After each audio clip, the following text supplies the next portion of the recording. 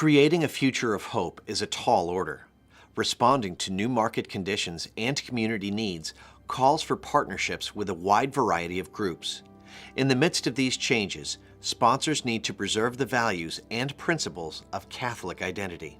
We have hundreds of thousands of non-Catholic patients, tens of thousands of non-Catholic employees, tens of thousands of non-Catholic suppliers, and they're all part of our community. We have to be constantly careful about how we communicate who we are, what we represent, and what it should mean for all those individuals. It's very challenging. Sponsorship is calling us today to do it in collaboration and partnerships and relationships with others who can help us further the mission. Spectacular advances in medicine and technology in the 21st century offer unprecedented opportunities to promote health at every stage of life, from conception to natural death. In addition to these opportunities are challenges from skyrocketing costs, competition, and a new paradigm that looks beyond the walls of hospitals to care for entire communities across the continuum of care. No one organization can accomplish all of this on its own. Partnerships are here to stay. This is not the same old healthcare, and when people enter into sponsorship, they have to be interested in a wide variety of business relationships, faith relationships, civic relationships, and changing definitions of health, mental health included, and changing relationships with civic communities. As we've gone through all this modernization of healthcare, and as we continue to deal with those, the founding principles have not been altered at all. But there is a recognition, though, that how we execute and how we carry that ministry out does have to address the time in history of which we are doing that.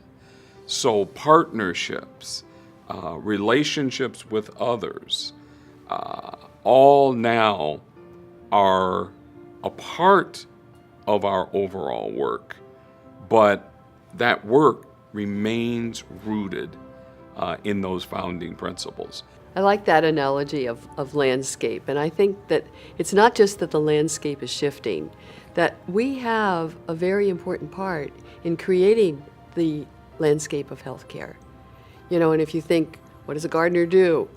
You know, nurtures the soil, looks at what technology, how that is, you know, assists, looks at the solar systems, etc., plants in the right place, all of those kinds of things we are involved in doing.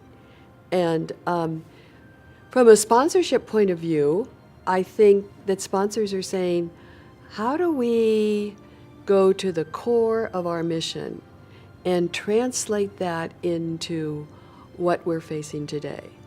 You know, we are treating more people, we are going out into the community, we are establishing centers, whether they be imaging centers or primary care centers, or in the community. You know, very soon people will be recording their statistics on handhelds and sending it to some center. We're involved in that, and that is the mission that we started out with. Forming partnerships is easier said than done. There are many questions to ask and implications to consider in discerning which path to take.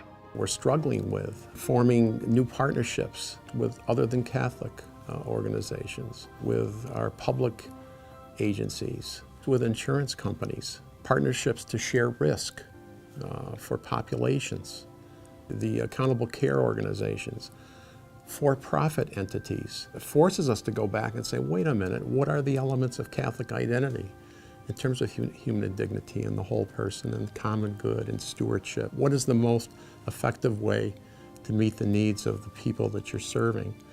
That's the way you need to approach it as a sponsor. Most people go to the ethical and religious directives as sort of the bumpers for the reality of Catholicism. I think that's just way overestimates what the questions are. The bigger questions are the value-based, faith-based behaviors and mechanisms built within us. People are much more comfortable with them than you might think. Some are choosing us as partners to help them embed similar values. So I think in many ways it can be a win-win. There are different challenges depending on the shape of the partnership.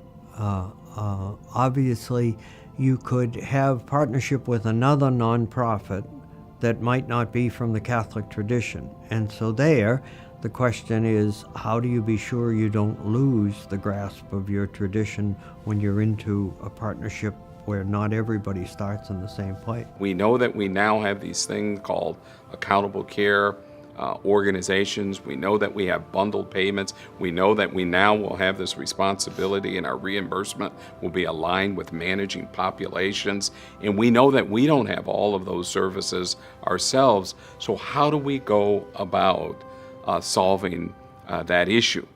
The transformation in healthcare has given birth to new partnership arrangements with uncertainties and risks. Sponsors need to navigate through uncharted waters while keeping a steady eye on mission and Catholic identity. The landscape is changing very quickly, and problems that may arise today may take care of themselves, and we'll have new ones a couple of months from now. So people are going to have to step quickly. They're going to have to deal with ambiguity. Those aren't bad things, but those are not part of a spiritual armament that you get in grade school or high school. Those are adult qualities and adult virtues, and sometimes the ability to make a quick, accurate judgment is necessary, but it's also, in the name of prudence, going to be necessary to withhold quick judgments sometimes until enough voices are heard or until a landscape is surveyed sufficiently so that we know the dimensions of what we're looking at. Relative to partnerships, I think sponsors need to be very closely aligned with their management. I think they need to be very careful that management doesn't get out in front of them. Initiating something which may come to naught and yet will have had attention, and therefore coming to naught will be noticed and wondered why, and you'll get questions about it. I think you need to be very careful that sponsors and governance, if they are separate entities or one, need to be on top of what's happening within the organization, what issues are they pursuing, are they pursuing partnerships, what are those partnerships, and what is involved in them, where do we think the pitfalls may be, where do we think difficulties may arise, when do we talk to the bishop, when do we discover what he thinks about the possibilities. There is a tremendous transformation that's going on around us in healthcare that we're all a part of. Some of it's being thrust upon us, and some of it, for good reasons, we're undertaking on our own. But we can see that the direction is that as important as acute care is and always will be, it is not the only piece. It is not the center of the universe. The center of the universe is the person. It's the patient. And around the patient are a whole host of services, including the acute care piece. There's home care, there's hospice care, there's pharmacy services, there's daycare, there's, we can go on and on and on of all the services for young, middle-aged, and old. And that means new tools, and maybe doing things in a way that we've never done before. You can't keep looking back, you need to look forward. And sometimes that means grieving too. We have to let go of some institutions or things that we did that worked so well for decades, if not for a century, and looking to new ways. And it's because the needs of the people we're serving have changed. The common good requires that we change.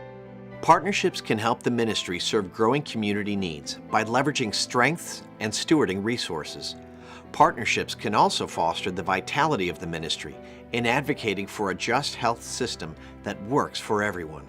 And we will be rightly judged on whether we take care of the poor or not. We provide health care so that people can participate in the society. A system that recognizes that healthcare is a right. A system that recognizes that there are disparities among groups, and a system that is compelled and focused on making sure that whether you're in the inner cities of Los Angeles or where you're on the east side of Brooklyn, that there is a standard of care that all can access and expect, and that faith-based organizations and characteristics that are important to them can justly be a part of this system, and a system that recognizes the importance of affordability, and a system that guarantees quality, but also a system that does not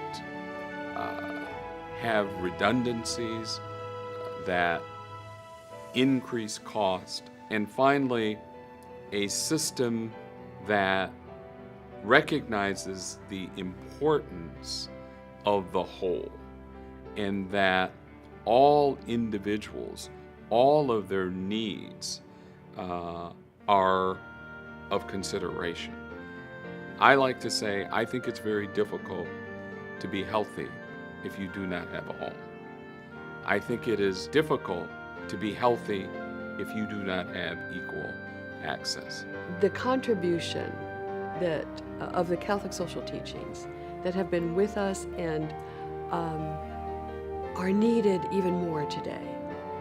The dignity of the human person, the preciousness of life at the beginning, life at the end, and the quality of life all the way through the stages, that we commit ourselves to the preservation of that, and that we commit ourselves to the common good.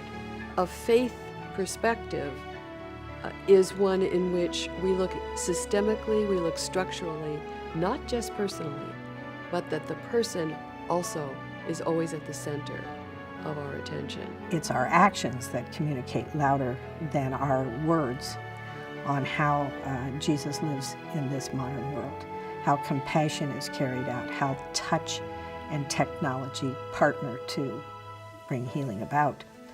And that attitude of service is what we're trying to instill in everyone that works with us. We are not about proselytizing, we're about service. Carrying on Jesus' healing mission in the world today is not easy, yet sponsors receive many blessings in responding to their call to serve. I think it's a wonderful opportunity to serve.